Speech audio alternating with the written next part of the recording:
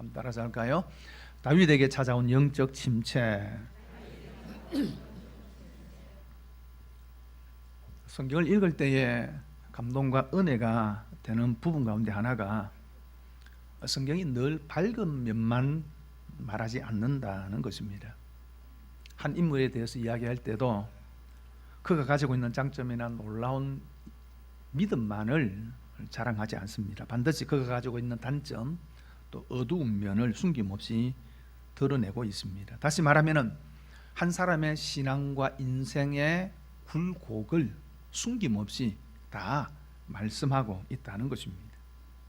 그래서 어떤 때는 분명 위대한 믿음의 사람이었는데 그러나 또 다른 때를 보면은 우리와 전혀 다르지 않는 연약한 한 인간임을 드러내고 있습니다. 이는 구약의 최고의 선지자라고 일컬어지는 엘리야. 이는 그가 바알과 아세라 선지자 850명과 영적 대결을 벌립니다. 850대 1이지요. 그럼에도 불구하고 조금도 위축되지 않았습니다. 기도로 하늘에서 불을 내려 하나님의 살아계심을 증거합니다. 그럼에도 불구하고 그 이후에 아합의 아내 이세벨이 그 소식을 듣고 이렇게 이야기를 합니다. 내일 이맘때에는 반드시 엘리야의 생명을 저 사람들 중 한 사람의 생명과 같게 하리라. 다시 말하면 내가 내일 이맘때까지 엘리야를 죽여버리겠다라는 겁니다. 이 소식을 들었던 엘리야가 두려워서 광야로 피신을 가지요. 그리고 로뎀나무 아래 앉아서 하나님 앞에 하나님 내 생명을 거두어 주십시오 하고 죽기를 구합니다. 승리 뒤에 영적 침체가 찾아온 겁니다. 우리가 이런 모습을 보면은 사실 조금 은혜가 되죠. 왜 그렇습니까? 당신의 실수가 나의 기쁨이죠. 여러분들이 제일 즐거워할 때가 언젠가 보니까요, 목사가 실수할 때더라고요. 얼마나 기뻐하는지. 왜 그렇습니까? 나와 다르지 않구나. 참 그렇게 위대한 사람인 줄 알았는데 저 사람도 저렇게 실수하는 거 보니까 나와 다르지 않구나 라는 것들 때문에 때로는 우리가 그것이 은혜가 될 때가 있습니다. 누구나 실패하고 누구나 영적 침체에 빠질 수 있습니다. 그러므로 지금 여러분이 혹 영적 침체에 빠졌다든지 안 그러면 신앙의 내리막길을 지금 가고 있다 하더라도 너무 좌절하지 마시기를 바랍니다. 누구나 겪는 일입니다. 또 반면에 지금 여러분이 영적으로 충만하다고 해서 교만하지 마시기를 바랍니다. 한순간에 영적 침체가 찾아오기 때문입니다. 다윗에게 영적 침체가 찾아왔습니다. 하나님의 마음에 합한 사람이었습니다. 그 마음이 늘 하나님의 마음을 따라가는 사람이었습니다. 그런 다윗에게도 시련이 계속되자 그의 신앙이 내리막길을 걷게 되어지고 영적 침체가 찾아왔습니다. 오늘 말씀은 이 사람이 정말 골리앗을 대항하고 승리한 그 사람이 맞나 싶을 정도로 다윗이 깊은 수렁에 빠져 있는 것을 보게 됩니다. 요나단을 통해서 사울이 자신을 죽이려 한다고 한다는 사실을 다시 한번 확인한 다윗이 요나단과 헤어지고 도망자의 삶을 살게 되어집니다. 그 후 그에게 영적 침체가 찾아온 것입니다. 다윗에게 영적 침체가 찾아온 다윗의 모습이 어떤 모습이었는가, 또 그러면서 어떻게 이런 영적 침체에서 우리가 벗어날 수 있을까 하는 것을 살펴보려고 합니다. 먼저 영적 침체에 빠진 다윗의 모습입니다. 어떤 모습일까요? 그 첫 번째로 한번 따라서 할까요? 거짓말을 한다. 1절 말씀 같이 읽겠습니다. 시작. 다윗이 노베에 가서 제사장 아히멜렉에게 이르니 아히멜렉이 떨며 다윗을 영접하여 그에게 이르되 어찌하여 네가 홀로 있고 함께하는 자가 아무도 없느냐 하니, 요나단과 헤어진 다윗이 노베에 가서 제사장 아히멜렉을 만나게 되었습니다. 노브는 예루살렘 북동쪽에 한 4km쯤이 있는 마을입니다. 여기에 성막이 있었던 겁니다.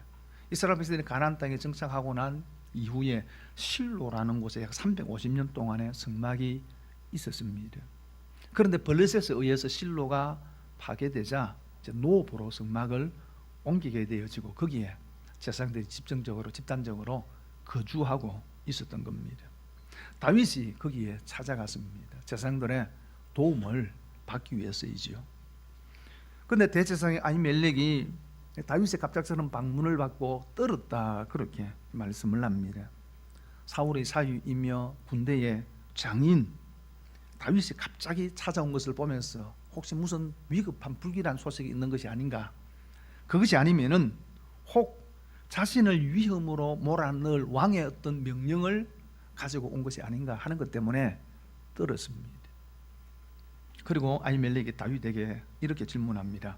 어찌하여 네가 홀로 있고 함께하는 자가 아무도 없느냐? 네가 왕의 사위이고 그리고 군대의 장인데 왜 네가 혼자 왔느냐? 이렇게 질문을 한 겁니다. 그때 다윗이 이렇게 대답을 하죠. 2절 말씀 함께 읽겠습니다. 시작. 다윗이 대제사장 아히멜렉에게 이르되 왕이 내게 이를 명령하고 이르기를 내가 너를 보낸 것과 내게 명령한 일은 아무것도 사람에게 알리지 말라 하시기로 내가 나의 소년들을 이러이러한 곳으로 오라고 말하였나이다. 그렇게 이야기합니다. 뭐라고 이야기하느냐 그러면은 내게 왕이 명령을 내렸는데 그 내용을 다른 사람에게 알리지 말라라고 이야기를 했다. 그래서 나는 나의 함께하는 소년들을 다른 곳에 두고 조금 있다가 만나기로 했다. 그렇게 이야기를 합니다. 이게 사실입니까? 거짓말입니까? 거짓말이죠. 지금 다윗은 사울을 피해서 도망 다니고 있습니다. 그런데 마치 사울의 비밀 임무를 띈 것처럼 제사장에게 거짓말을 한 겁니다. 그리고 난 이후에 다윗이 제사장에게 먹을 것을 구합니다. 여기 떡덩이가 한 5개 있나 조금 있는가 하고 묻습니다. 그렇게 해서 성소에 진설되어 있던 거룩한 떡인 진설병을 얻게 되어집니다. 진설이란 말은 한자로 잘 차려놓은 그런 뜻의 말입니다. 성수에 떡상이 있고 그 위에 이스라엘 12지파를 상징하는 12개의 떡이 그렇게 잘 차려져 있었습니다. 그래서 번역할 때 우리말로 그냥 진설병 그랬는데 원문의 뜻은 그런 의미가 아닙니다. 하나님의 얼굴 앞에 있는 떡 또는 임재의 떡, 그런 뜻을 가지고 있는 말입니다. 그런데 이 진설병은 일주일 동안에 거기에 차려놓았다고 안식일마다 새로운 떡으로 이렇게 교체를 합니다. 그래서 물려낸 지난 옛날 떡은 제사장들이 그것을 먹을 수 있는데 제사장들만 먹을 수 있도록 그렇게 율법에 명해 놓았습니다. 그런데 아비멜렉이 이 떡을 다윗에게 주어서 배고픔을 해결하게 한 겁니다. 다윗은 거짓말을 하고 제사장으로부터 먹을 것을 구한 겁니다. 여러분, 우리가 왜 거짓말을 하죠? 어떤 곤란한 상황을 좀 빠져나가기 위해서 우리가 어떻게 하면 거짓말을 하죠. 또 어떤 위기나 어떤 위협으로부터 피해 보려고 또 거짓말을 합니다. 믿음의 조상으로 일컬어지는 아브라함도 애굽으로 내려가면서 거짓말을 계획합니다. 아내를 보니까 너무 이뻤어요. 저는 늘 숙제입니다. 도대체 얼마나 이쁘게 얘기했는가 천국 가면 한번 확인을 할 겁니다. 당신이 너무 이뻐가지고 혹 당신을 취하기 위해서 사람들이 나를 죽일 수 있으니까 당신을 아내라 그러지 말고 내 여동생이라고 하자, 그렇게 짠 거예요. 왜 그랬을까요? 창세기 12장 13절에 보니까 이렇게 말씀합니다. 원하건대 그대는 나의 누이라 하라. 그리하면 내가 그대로 말미암아 안전하고 내 목숨이 그대로 말미암아 보존되리라 하니라. 그렇게 말씀을 합니다. 하나님의 도우심과 보호를 온전히 신뢰할 수 없다는 겁니다. 그래서 자신의 생명의 안전을 하나님께만 맡길 수 없고 자신의 인간적인 방법을 통해서 자신의 생명을 한번 지켜보겠다는 겁니다. 그래서 우리가 이렇게 하면은 그대 당신을 내가 여동생이라 한 것 때문에 내 생명이 보존될 수 있을 것이다 라고 그렇게 이야기를 합니다. 여러분, 그런데 이렇게 해서 생명을 지킬 수 있을까요? 다윗도 그렇고 아브라함도 그렇고 모르는 것이 있었는데 그것은 거짓말은 잠시는 편안하게 해줄 수 있을지는 몰라도 나중에 그것이 더 큰 문제로 다가온다는 것입니다. 인간적인 방법은 임시 변통은 될 수 있어도 문제를 해결하는 근본적인 해답은 될 수 없습니다. 이런 아브라함의 거짓말로 인해서 아내를 애굽의 바로에게 빼앗기고 아내가 사라가 지금 애굽의 바로의 아내가 될 위험을 만나게 되지 않습니까? 이 위험은 단순히 아브라함이 자신의 아내를 빼앗길 위험이 아닙니다. 하나님께서 아브라함에게 약속하셨던 후사의 약속, 그 모든 약속은 사라를 통해서 이루어지는 거예요. 그런데 하나님의 그 약속과 언약이 지금 위기를 만나게 됩니다. 하나님의 약속의 위기를 가져온 거예요. 다윗도 마찬가지입니다. 다윗은 그가 한 그 거짓말이 어떤 결과를 가져올지 사실은 깨닫지를 못했습니다.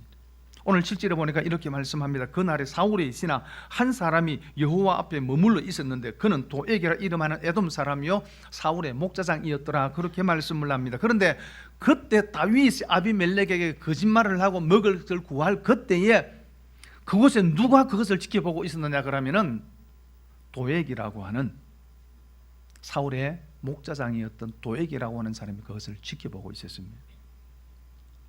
그리고 나중에 이 사실을 사울에게 고발하게 되어지지요. 그로 인하여서 제사장 85명이 집단 학살을 당합니다. 다윗을 도와주었다는 명목 때문입니다.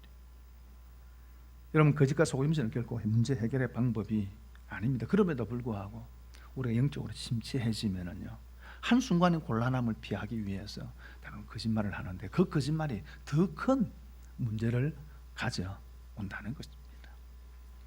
그리고 두 번째로 영적 침체에 빠진 다윗의 또 한 분의 또 한 가지 모습은 따라서 할까요? 골리앗의 칼을 의지한다.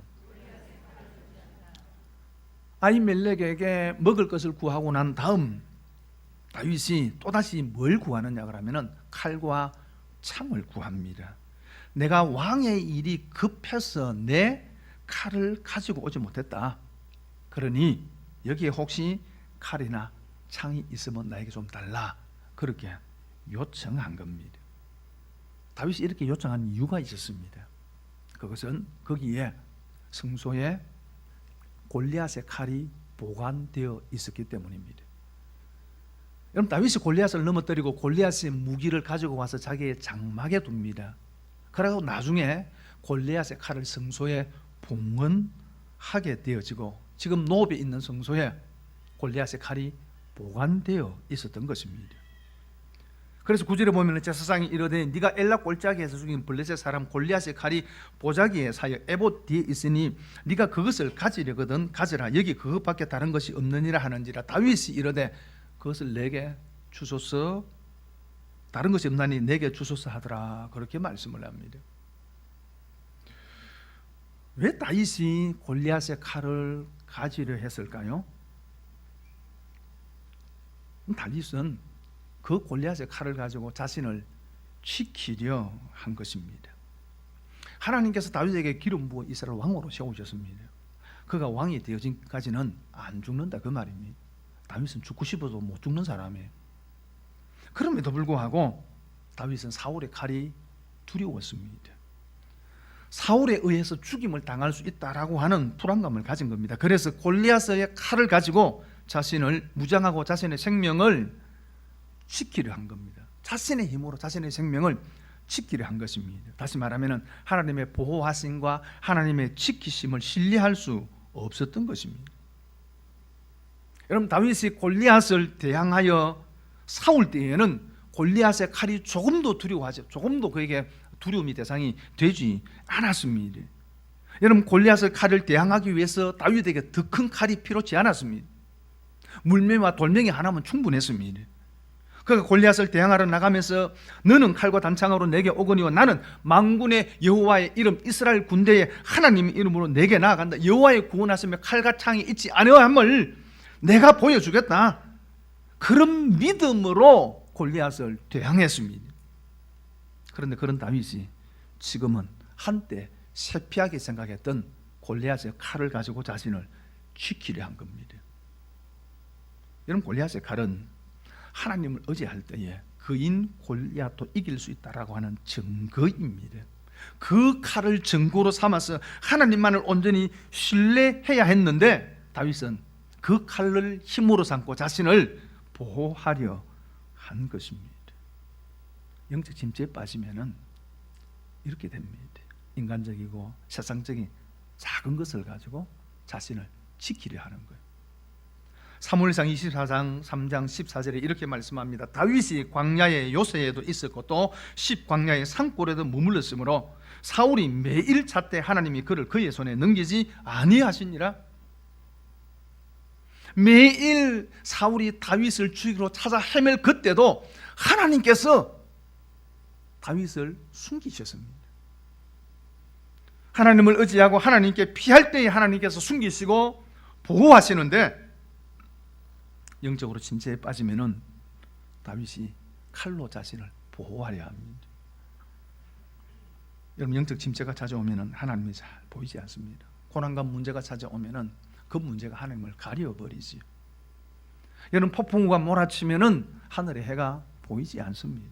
여러분, 그러나 해가 없는 것이 아니지 않습니까? 그 구름 위에 태양은 언제나 거기에 있는 겁니다. 시련과 고난이 때로는 하나님을 가릴 때가 있고 고난이 하나님의 부재를 느끼게 합니다. 그러나 우리가 분명히 기억했다는 것은 하나님은 살아계십니다. 하나님은 여전히 함께 하십니다. 잊어버린 것 같아서 다시 한번 기억을 되살려 드리겠습니다. 하나님이 어떻게 살아계시다고요? 시퍼렇게 살아계십니다.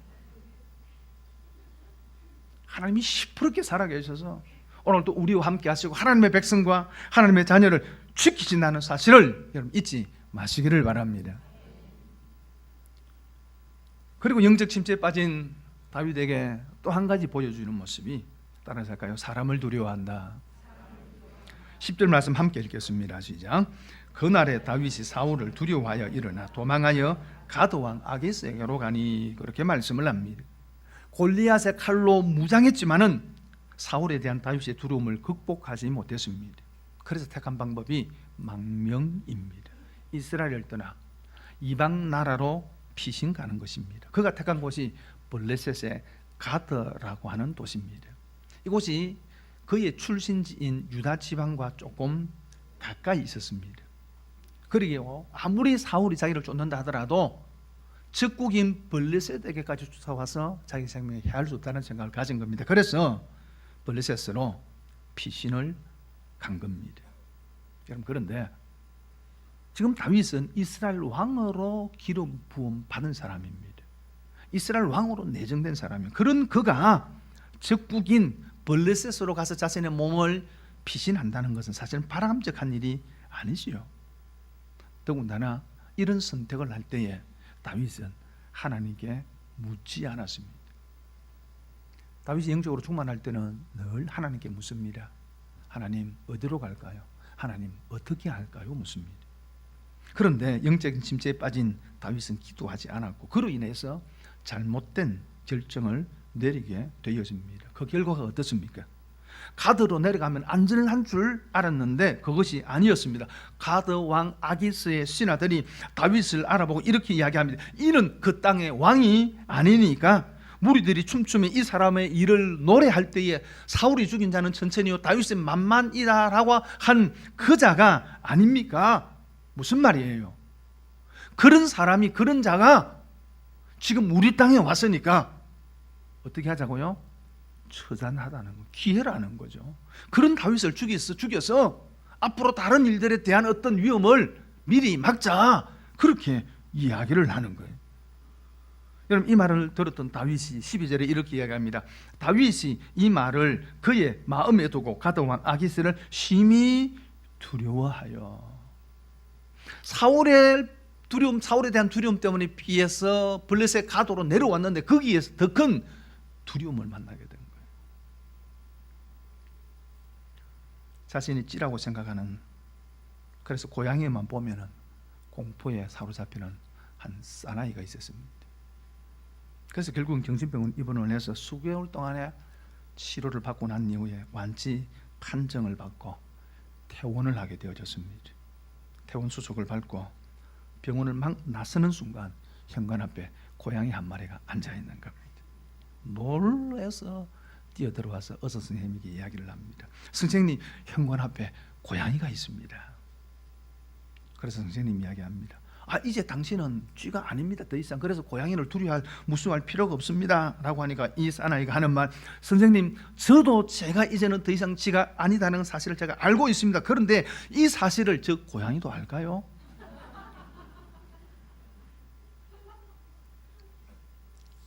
여러분, 한번 두려움에 사로잡히면은 모든 것이 두렵게 느껴집니다. 사울이 두려워서 피신을 왔는데 가도 내려오니까 더 큰 두려움이 그 앞에 도사리고 있는 겁니다. 그럼 이 상황 다윗이 어떻게 극복할까요? 어떻게 이 위기를 넘길 수 있었을까요? 13절과 14절이 이렇게 이야기합니다. 그들 앞에서 그의 행동을 변하여 미친 체하고 대문짝에 끄적거리며 침을 수염에 흘리며 아기스가 그의 신하에게 이르되 너희도 보거니와 이 사람이 미친 광이로다. 어찌하여 그를 내게로 데려왔느냐. 다윗이 미친 사람 행동을 했습니다. 그래서 문을 끄적거리고 침을 질질 흘려 수무에 묻히고. 여러분, 수염이라는 말이 작함이라는 말인데요, 장로를 뜻하는 말이 작켄입니다. 작한, 제켄. 다시 말하면은 똑같은 말에서 똑같은 어원에서 나온 말이라 그 말이에요. 그래서 수염이라는 말에는 어떤 의미가 있느냐 그러면 위엄, 종기라는 의미가 있습니다. 요즘도 중동 지역 사람들은 수염을 다 기르잖아요. 남자들은 남자의 어떤 위엄을 표시하기 때문입니다. 그런데 다윗이 그 수염에 불결스러운 침을 질질 흘리고 있으니까 아기스는 아무리 봐도 저는 진짜 미친광이라는 겁니다. 그래서 이 사람이 미친광이로다. 어찌하여 내게로 데려왔느냐 하며 다윗을 쫓아내어 버립니다. 다윗은 미친 사람 행동을 함을 통해서 그 위기를 벗어나게 되어집니다. 영적 심체가 찾아오면은 하나님을 온전히 신뢰하지 못함으로 때로는 위기를 벗어난 인간적인 방법으로 거짓말을 하기도 하고 자신의 힘과 인간적인 칼을 의지하기도 하고 그리고 모든 것에 두려움을 느끼고 도피하지만은 결국은 더 큰 위기를 만나게 됩니다. 그러면은 다윗이 이런 영적인 침체에서 어떻게 벗어날 수 있었을까 하는 겁니다. 다윗이 이 미친 사람 행동을 함을 통해서 블레셋의 위기를 극복하고 난 이후에 지은 시가 한 편이 있습니다. 시편 34편입니다. 이 시편 34편의 표제가 이렇게 되어져 있습니다. 다윗이 아비멜렉 앞에서 미친 채 하다가 쫓겨나서 지은 시, 그렇게 말합니다. 아비멜렉이는 블레셋 왕의 칭호입니다. 그 왕 앞에서 미친 채 해서 쫓겨나고 난 이후에 지은 시다, 그렇게 설명을 하고 있습니다. 이 시의 시편 34편 4절에 이렇게 말씀하고 있습니다. 같이 읽겠습니다. 시작.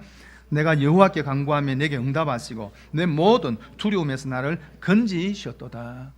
다윗이 그런 위기 속에서 하나님 앞에 간구했다는 것입니다. 하나님 앞에 기도했다는 겁니다. 그 순간, 사실은 짧은 순간이죠. 그러나 그 순간에 그가 하나님 앞에 기도했을 때 하나님께서 그의 기도를 들으시고 모든 두려움에서 나를 건지셨도다, 그렇게 찬양하고 있습니다. 여기 두려움에서 건졌다라고 하는 것은 그 두려움을 주는 환경을 하나님께서 바꾸거나 안 그러면 그 두려움을 주는 환경에서 다윗을 건져내셨다는 의미가 아니고요, 두려움 자체를 없애 주셨다라는 의미입니다. 다윗은 사울의 칼을 두려워했고 그래서 골리앗의 칼로 무장했습니다. 그것도 부족해서 가도로 피신하고 그리고는 아기스 왕과 그 신하들을 두려워합니다. 큰 두려움에 빠진 거죠. 그런데 사울이 다윗을 죽이려고 하는 그런 어떤 두려움 상황, 아기스의 신하들이 다윗을 알아보고 다윗을 죽이려고 하는 그런 어떤 위험, 그 위험과 다윗이 가지고 있는 두려움은 같은 것이 아닙니다. 무슨 얘기냐 그러면요, 위협과 두려움이 반드시 비례하는 게 아니에요. 여러분, 아무리 큰 위협이 있다 할지라도 어떤 사람은 뭐 조금의 두려움을 느낄 수 있고요, 어떤 사람은 작은 어떤 위협 앞에서도 큰 두려움을 느낄 수 있는 것입니다. 그런데 지금 다윗은 그가 처해 있는 상황 자체도 물론 큰 위협이 되지만은 그러나 다윗은 그것보다 훨씬 더 큰 두려움이 그의 마음속에 자리 잡고 있었다는 것입니다. 그런데 하나님께서 그 상황에 다윗이 기도할 때 하나님께서 다윗의 마음에 있는 두려움을 먼저 몰아내어 주셨다는 것입니다. 그 두려움에서 다윗으로 하여금 자유케 하셨다는 것입니다. 두려움이라고 하는 그 두려움을 주는 상황 환경을 바꾸시기 전에 하나님께서는 다윗의 마음에 두려움을 몰아내셨다는 거예요. 그리고 나서 시편 34편 6절과 7절에 보니까 이 공고한 자가 부르짖으며 여호와께서 들으시고 그의 모든 환난에서 구원하셨도다. 여호와의 천사가 주를 경외하는 자를 둘러 진치고 그들을 건지셨도다. 그리고 난 이후에 그가 부르짖는 기도를 하나님께서 들으시고 모든 환난에서 건져내셨다는 것입니다. 두려움을 주는 그 위협 속에서, 그 환경 속에서 다윗을 건져내어 주셨다는 것입니다. 어떤 방법을 통해서? 하나님께서 그 순간 다윗에게 지혜를 주신 겁니다. 그래서 그가 미친 채 한 거예요. 대문을 끄적거리고 침을 질질 흘리니까 아기새가 보고 아이고 저 미친 가게나. 그래서 다윗을 쫓아내어 버림을 통해서 다윗이 그 위험에서 벗어날 수 있었다는 것입니다. 여러분, 미친 사람을 견제하는 사람은 없어요. 그죠? 미친 사람에게 시비 거는 사람 봤습니까? 미친 사람은 시비 안 걸어요. 저 미친 사람이 좀 그렇다. 혹시 여러분은 자꾸 시비 겁니까? 방법 가르쳐 드릴까요? 미친 채 하면 됩니다. 미친 개처럼 물으라 그 말이 아니고요. 그냥 바보스럽게 보이면 됩니다. 알아도 모르는 채, 할 줄 알아도 못하는 채. 그러면 아무도 시비 안 걸어요. 근데 자꾸 이게 자꾸 쓰거든. 이게 목에 힘이 자꾸 들어가니까 그런 거예요. 겸손하면 건드릴 사람은 없어요. 다윗이 미친 사람 행동하니까, 바보처럼 생각하니까 시비 걸 필요가 없는 거예요. 그래서 그냥 쫓아냄을 통해서 다윗이 그 위기를 벗어나게 되어진 겁니다. 그래서 그가 이렇게 이야기합니다. 부르짖음에 여호와께서 들으시고 그 모든 환난에서 구원하셨도다. 그가 기도할 때 하나님께서 그 마음에 두려움을 없애주시고, 그가 기도할 때 하나님께서 그 환난에서 다윗을 건져내어 주셨다는 것입니다. 기도가 방법인 줄 믿습니다. 한 성도가 목사님 찾아와 상담을 했습니다. 목사님, 기도하기 싫어질 때는 어떻게 하면 좋습니까? 기도할 마음이 아직 없을 때 그때는 뭐 하면 됩니까? 목사님이 이렇게 이야기했습니다. 그래요, 내가 시키는 대로 하겠습니까? 예, 하지요 목사님. 그러면요 이렇게 하십시오. 하나님 앞에 가서 하나님, 내 기도하기 싫습니다 하고 이야기하십시오. 여러분, 기도하기 싫습니다라고 하나님 앞에 이야기하는 게 뭐예요? 그것도 기도잖아요.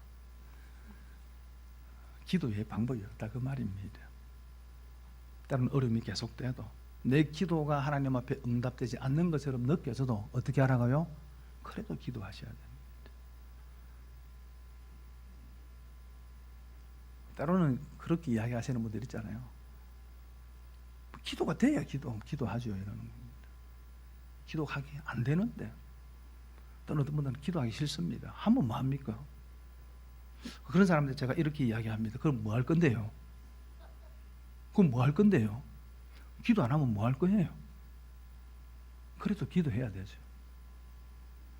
하나님께서 우리의 기도를 들으시는 줄 믿습니다. 쉬지 않고 끊임없이 기도할 때 하나님이 들으시고 응답하시는 겁니다. 그래서 시편 34편 10절에 다윗이 이렇게 고백합니다. 젊은 사자는 궁핍하여 줄을지라도 여호와를 찾는 자는 모든 좋은 것에 부족함이 없으리로다. 그가 젊은 사자처럼, 그럼에도 불구하고 영적 침체에 빠지니까 궁핍해지고 사람에게 도움을 구하는데, 그가 나중에 고백하기를, 그런데 여호와를 찾는 자는 모든 좋은 것에 부족함이 없더라는 것입니다.